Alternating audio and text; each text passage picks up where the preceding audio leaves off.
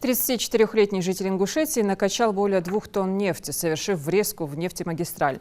Тайник с закопанными в землю емкостями с нефтью обнаружили на окраине села Зязиков-Юрт. По факту покушения на кражу возбуждено уголовное дело. Схрон был обустроен неподалеку от частного дома местного жителя. У подозреваемого также обнаружили мотор для перекачки жидкости со следами ГСМ, специализированные инструменты для установки и демонтажа металлических конструкций со следами нефтесодержащей жидкости и автомобиль «Газель» без документов. Сейчас устанавливаются обстоятельства хищения нефтепродуктов. Установлено, что емкости, находившиеся под землей, содержат 2296 литров нефти, которая после исследования передана на ответственное хранение ОАО «Нефтяная компания «Ингушнефть».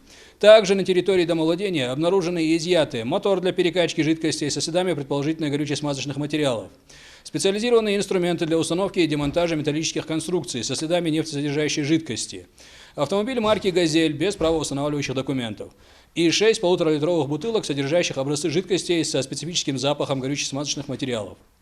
В действиях владельца оборудования усматриваются признаки преступления, предусмотренного частью 2 статьи 175 Уголовного кодекса Российской Федерации.